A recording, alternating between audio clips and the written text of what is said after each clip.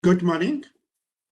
Welcome in our Senior Design Virtual Conference, Session A of Mechanical and Aerospace Engineering. My name is Dan Kujavsky. I'm together with Dr. Badesh Sreshta. We host this morning session. And after presentation, we will have ask a question and answer session. So you can ask your question by unmuting your mic, or you can type your question in chat room. So, Tim, the virtual floor is yours. You can start your presentation. All right. So, hi everyone. My name is Thomas. My name is Azan Bukhari. My name is Caleb Griezek. And my name is Vagar Selnos. And our senior design project was on developing a SCRAMJET combustion lab. And our faculty mentors were Dr. Badi Thresta and Dr. Tian Chu.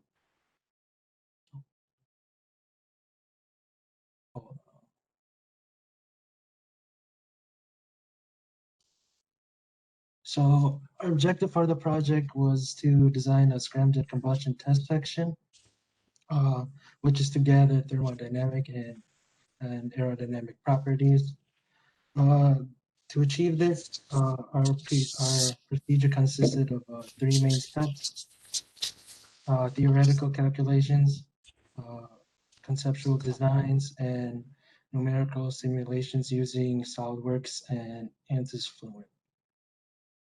Before getting into our design process, I would like to explain what is a scramjet.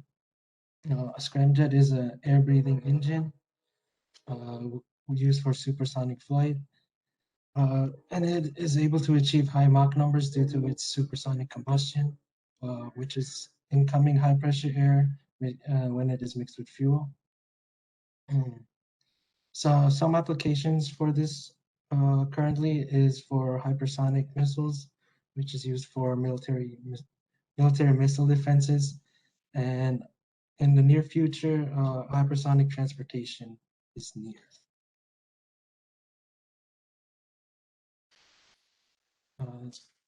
In designing a scramjet, we have several requirements. First being, it has to run for at least 60 seconds, achieve Mach numbers from 1.5 to 2.5, and have interchangeable combustor cavities and nozzles to test those various Mach numbers. And all components must mount within a utility trailer.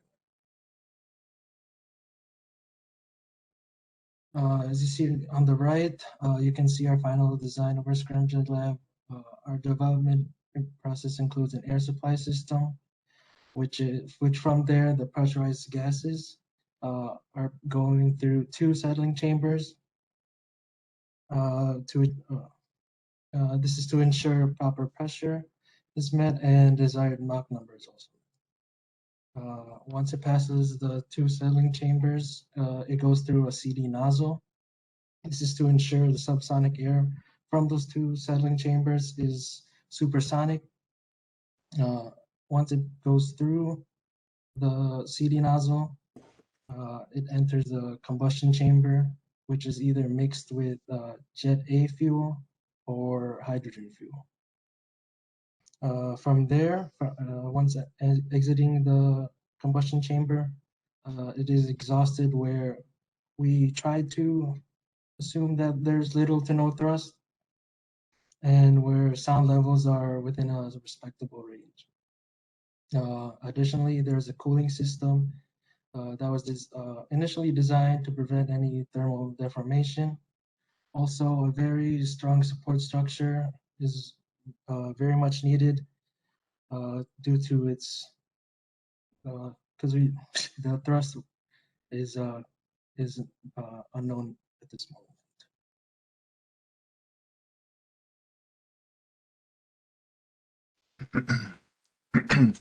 So in order to provide the combustion chamber with supersonic air, an air supply system was designed that could deliver air up to Mach 2.5 for 60 seconds. To make sure that the lab has sufficient air to meet the specified requirement, the minimum reservoir pressure needed was determined using isentropic flow properties. Having calculated the required pressure and mass needed, 12 6,000 psi tanks were ultimately chosen to store the air. From the air moves into a central manifold and into settling chambers. As the air needs to be close to stagnation conditions at the throat, 2 sets of regulators and settling chambers were used to decelerate the subsonic air coming from the air tanks before reaching the nozzle. The last settling chamber was sized so that the incoming air does not exceed 30 meters per second. This was done using computational fluid dynamics simulations, which will be presented later.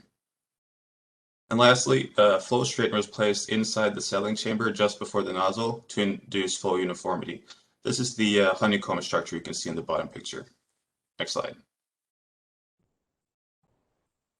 So to accelerate the air in the settling chamber to the desired supersonic speed in the combustion chamber, a converging diverging nozzle is placed just upstream of the combustion chamber.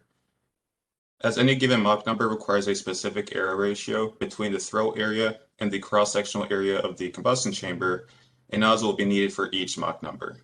So if the lab operator wishes to change the Mach number configuration of the lab, the mounted nozzle needs to be removed and then replaced with the appropriate nozzle.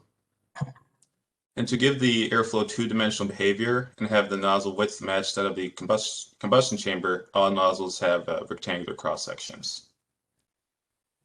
Each nozzle was designed using isentropic flow relations, which predict the exact throw area required for any given Mach number. The supersonic portion of the nozzle, however, being the left-hand side of the bottom picture, was designed using Rouse method, which provides the exact geometric requirements for each bell nozzle. The subsonic portion, however, has a conical nozzle with a half angle 15 degrees for design and manufacturing simplicity. Next slide. After the nozzle, the air enters the combustion chamber at supersonic speeds. Here, fuel is injected, mixed, and ignited using a combustor cavity pointed to in the bottom picture. The cavity induces fluid circulations, which increases air-fuel mixing and causes fuel auto-ignition, removing the need for flame holders. Due to the complexity of cavity design and scramjet auto-ignition, only a conceptual model was created for visualization purposes. The cavity is located on an interchangeable plate, which is mounted to the hole seen on the bottom right side of the top picture. The plate will be placed inside 4 sealing surfaces, inserting clay in place of bolts. The sealing surfaces are also highlighted in the top picture. Additionally, the plate houses fuel injectors and pressure sensors. The combustion chamber is also equipped with 4 threaded holes for thermocouples and additional pressure sensors. The hole seen on the side of the combustion chamber is for viewing ports to be mounted to, so fluid behavior can be captured with a thermal camera. And lastly, the combustion chamber is fitted with mounting plates on each end for the nozzle and diffuser. Next slide. So the lab is designed to accommodate both Jet A and hydrogen gas as fuel sources for combustion. Therefore, 2 separate fuel delivery systems were developed to deliver the respective fuels into the combustion chamber. The Jet A fuel supply system consists of a 12-gallon fuel tank, fuel pump, adjustable regulator, and fuel lines. The Jet A fuel is pumped out of the fuel tank and flows into an adjustable regulator, where the fuel mass flow rate is selected by the lab operator to achieve the desired air-to-fuel ratio. The hydrogen fuel supply, however, consists of a hydrogen gas tank, fuel lines, and adjustable regulator. Depending on the desired fuel system is connected to the bottom of the cavity plate shown and injected through the injector holes. Next slide. For the cooling system, although we were not specifically tasked to design an efficient cooling system, this is very initially designed because the combustion chamber can reach up to temperatures of 2000 Kelvin. It was decided that it was to be liquid cooled and to be made with steel, 1060 steel, and with copper tubing flowing through it. This plate is to be mounted on top of the combustion chamber to not be in the way of any viewports. And again, this is initial design, knowing that this might not be efficient enough for that 60-second runtime. A supporting structure was designed to be mounted, to mount the lab to the trailer. The support structure was placed under the settling chambers and the test section to provide support for these critical areas. And the support structure was designed to withstand the weight of the test lab, as well as be strong enough to prevent damage during transit. Next slide. To validate our support structure, a static FEA analysis was done using Solidworks as static analysis. For the analysis, the support structure was fixed, and the only force being applied is gravity. Next slide. The stresses were calculated throughout the assembly to assure that no deformations or yield would occur in the supporting structure. From our results, the highest stress was less than 3% of the yield stress for the material used. This does give us room for structural optimization in the future. Next slide, please. Here are some graphics of the final results of the static FEA analysis. Note the magnitudes of the stresses on the legend on the left and the yield strength on the bottom. And areas of high concentration stresses were highlighted. Next slide. We have another graphic, different view of the lab. Again, we can see the high points of stresses along the sections, but are still well within the yield strength. Next slide, please. And final view of the stress graphics, again highlighting areas of high stress along the supporting structure. Slide, please. The displacement was also calculated using Fluent, or not, sorry, Fluent, FEA static analysis in SolidWorks to find location and magnitude of displacements.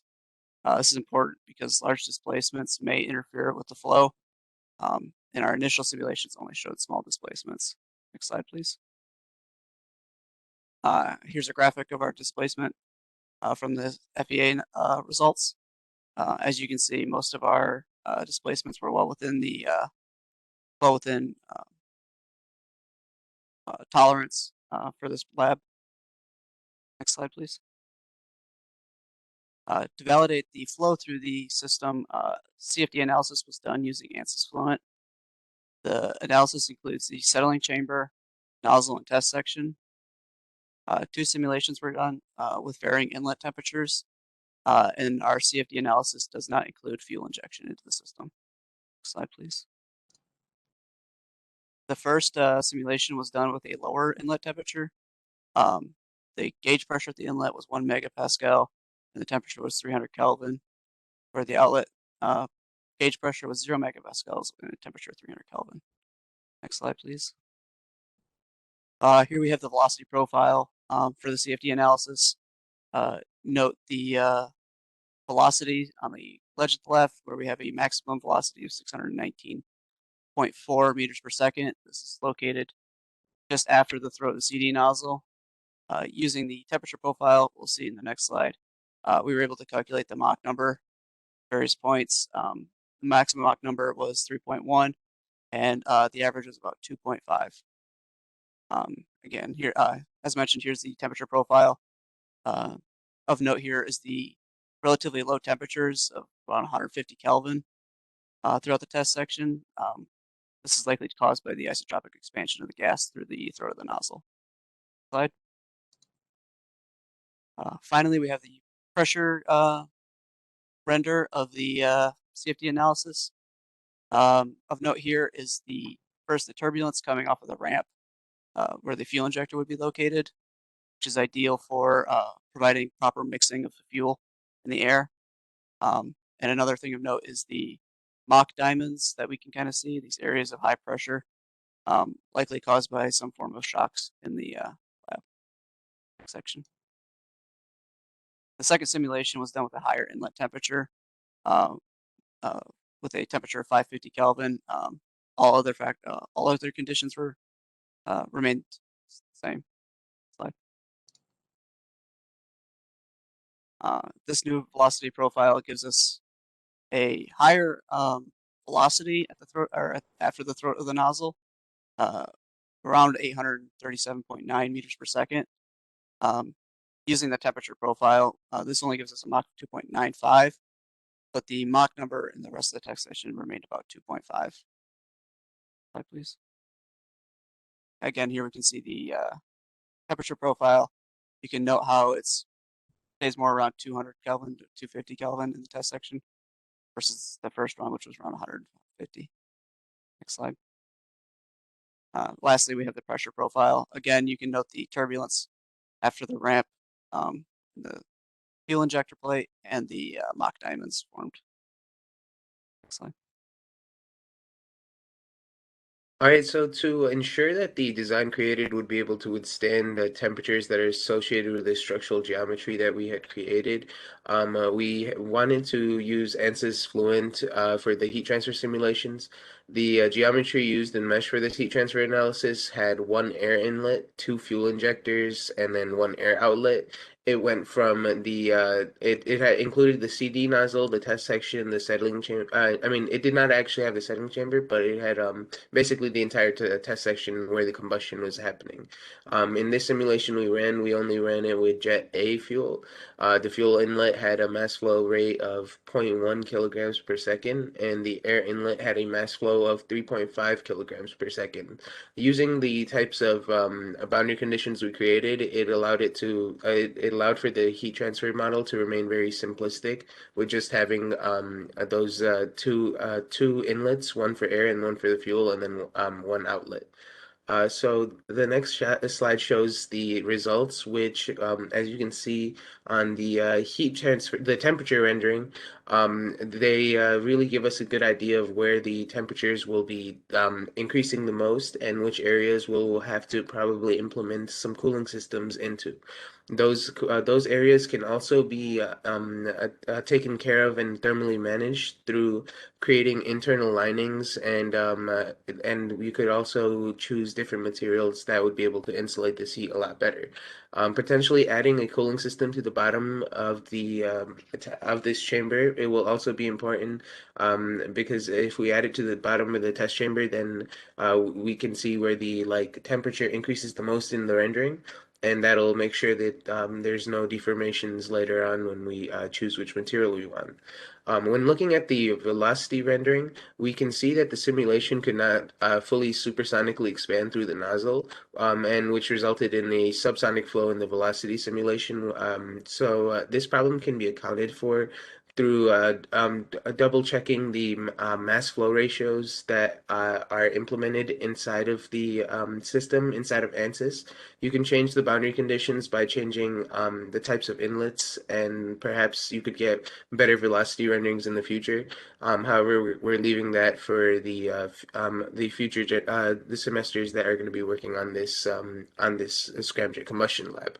However, this still is a good geometry to start an initial design with, and it should be something to take into account when moving forward. So next we'll take a look at the results. And so the results from the simulation, and they can provide a very strong foundation for future designs to be made. The CFD analysis provided the flow through the air tanks to the end of the combustion chamber, which gave us a good idea of the associated pressures and velocities in that. It was also determined that a second settling chamber and the flow straightener would be needed through using the CFD analyses as well as our hand calculations.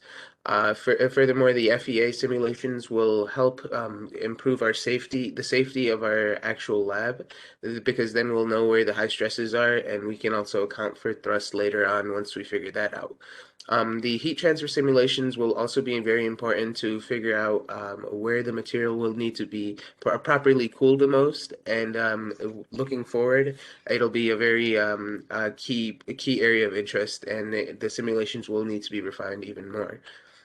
So moving forward, it'll be very important to make sure that the thermodynamical analysis of the structures is very refined, that the structures are chosen to withstand the temperatures that are associated with the combustions at the different types of speeds we want.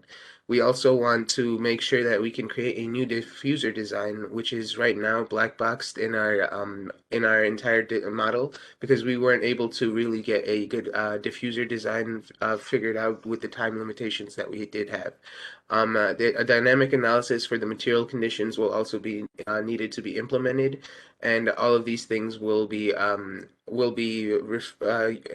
communicated properly to the semester that will be taking over next after us. Are there any questions now? Oh wait, and 3D also model. yeah. So this is the 3D model as well that we have created. Give me 1 second. I completely forgot to show you guys this.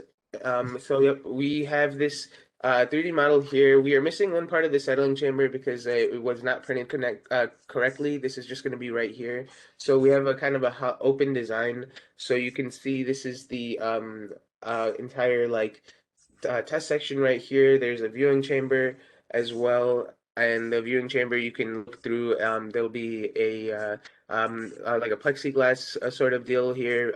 Obviously, it'll be probably a different material so that it can withstand the temperatures, but that'll be able to show us the combustion area, and which is the area of interest. And there will also be many like pressure sensors and stuff there to also furthermore understand that combustion.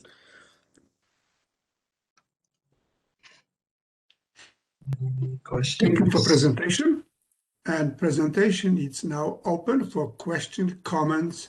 You can write your comment or question in chat room or unmute yourself and just ask the questions. This is Alex Porter.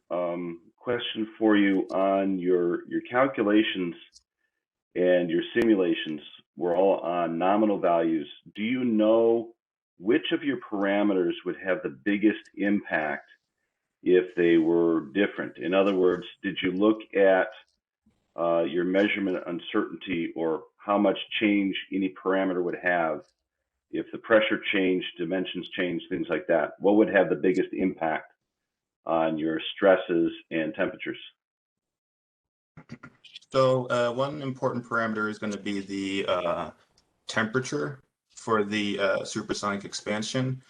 It's not so important for any structural implications, but the nozzle theory, which is the set of equations used to determine the supersonic expansion, is a function of temperature. So some adjustment will need to be made in the pressure needed to achieve the desired Mach number. That can be changed with a regulator, but the degree to which temperature affects it and how much needs to be changed has not been calculated.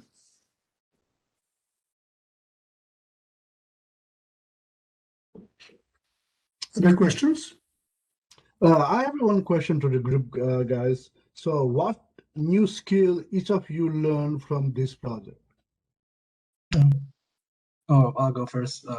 For me, it was understanding the simulations. Thanks to Caleb, knowing partially the Ansys. the Ansys, Solidworks, all the heat transfer, stress analysis, flow analysis, all that. So maybe just follow-up question after Dr. Shrestha. What was the most challenging part of your project? Probably I was just probably the yeah. I was gonna Sorry, say go ahead. probably just getting the simulations to work Yeah. properly. None of us had any experience with Fluent, Ansys Fluent, or any CFD analysis really at all. So pretty much had to learn that from the ground up, and trying to get a working simulation that kind of matched our theoretical numbers and our understanding of how the flow should look through the settling chamber to the nozzle into the test section was quite difficult. We found some help with Dr. Liu and using resources, we were able to actually get the proper simulation to run. Thank you. You have question in In chat the chat. room?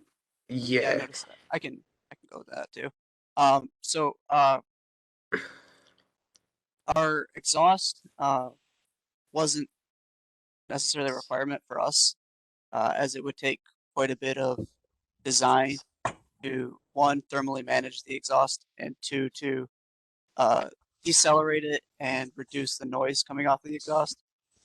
Obviously, supersonic air coming right into atmosphere would create a loud supersonic boom, which obviously is not desired. So you would have to find a way to decelerate the air efficiently.